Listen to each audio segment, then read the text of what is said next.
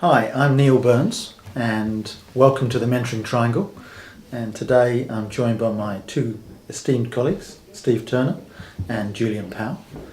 Steve actually is a Manchester United supporter, and we thought that it would be topical just to share some of our thoughts on leadership around some of the challenges that the Manchester United manager David Moyes faces currently.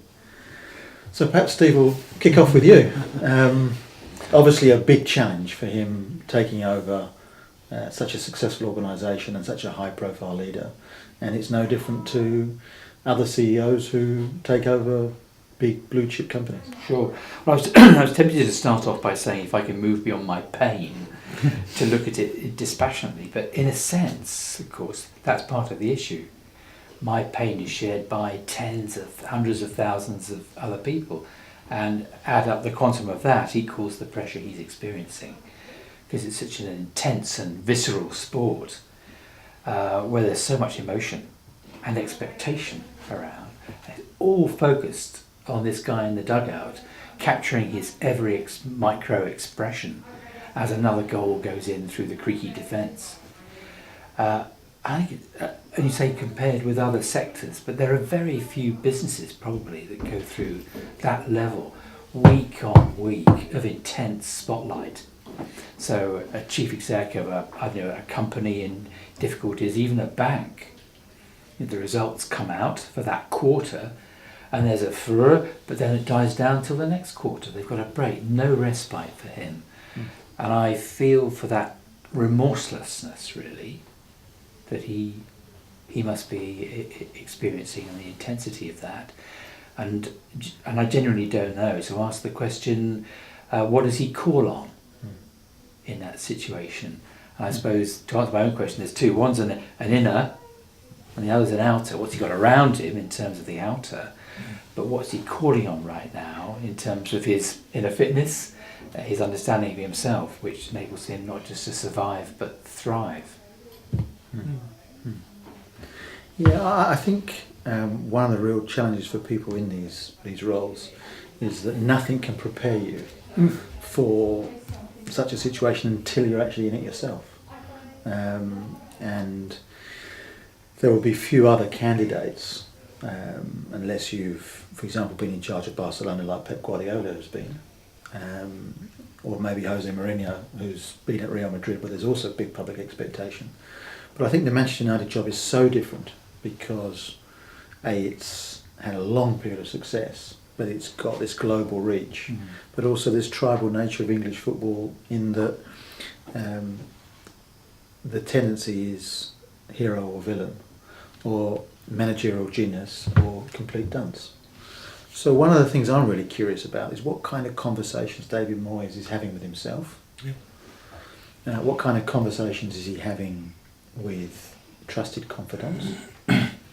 Does he have people around him who can really challenge him? Or does he have people who are almost dependent on their employment through him, so tend to tread carefully around him and just try and be as supportive as possible?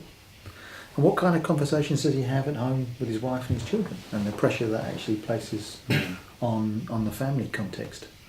So I'm obviously not experiencing your pain because I'm a West Ham United fan, not a Manchester United fan, but I'm feeling his pain. But then you are used to that for many years. This is unusual for me. Yeah.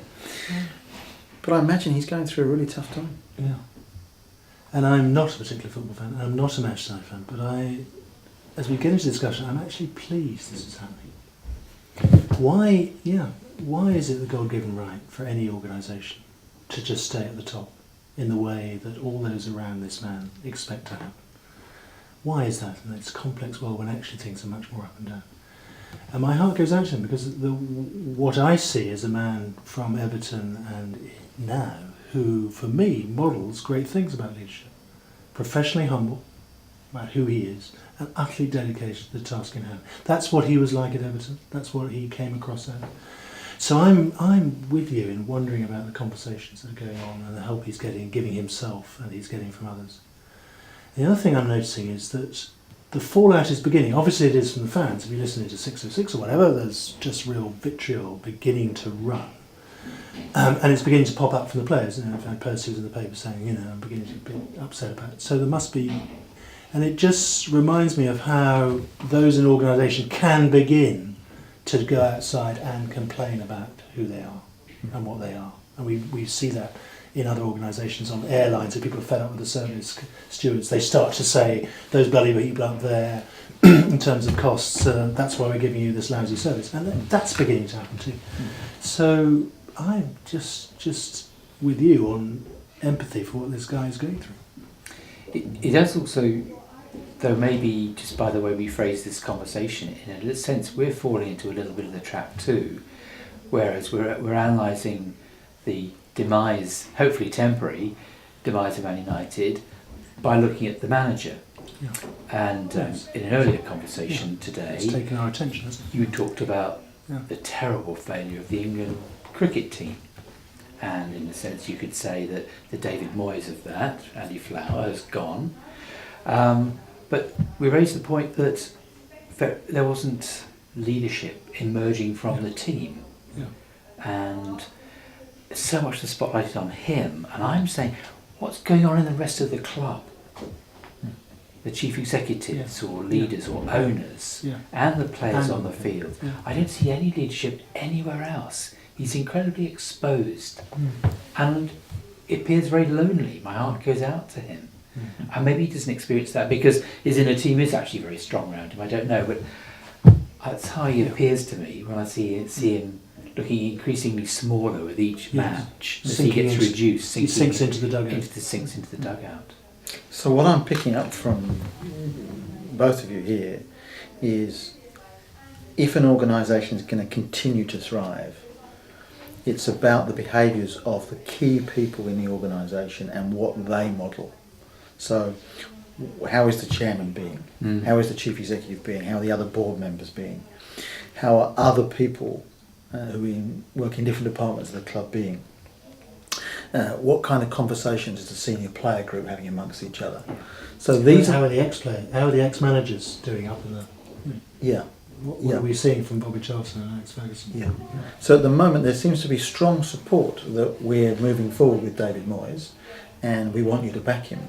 But it's got to be more than that. And I think it's the sort of the little bits, hour to hour, morning to afternoon, through the evening to the next morning, and how that's managed, which then supports David Moyes in a really healthy way, which gives him every possible opportunity to succeed in the role. But the key thing for me is how other people in the organisation can be empowered to actually lead their part of it well. Yeah. Who's working, of course, as a mentoring organisation, who's working with the players right now with the challenge to say, how are you going to step up £3,100 a week, Mr. Rooney, to demonstrate the leadership that the club needs? And actually I think he's been trying to do that a little bit lately, but he's the only one who has it a constructive way. Put his head above the parapet a little bit. Where are the more seen, the Vidiches and the Ferdinands? Maybe it'd be nice to see them asserting a responsibility in their leadership. But there's huge opportunity for young players to come through, not just on the field, but in terms of becoming the next generation of leaders at the club. And I think there's a huge opportunity for the CEO and the chairman and the other board members to really show their mettle. And I really hope that David Moyes can not just weather the storm, but can come out of this out the other side and then really model the value of someone being humble in a leadership role and an organisation being really committed to supporting key people. Yeah, absolutely. He would be quite a model, actually, wouldn't he, to all the young players and the players of the future coming through to see through adversity what can be achieved. Yeah. So fundamentally it's about that success only comes through dealing well with the ups and downs. And there are lots of downs. And it's how we support each other, but more importantly, how we support ourselves through those down periods. Sure. Be a fascinating story to watch it unfold. Yeah.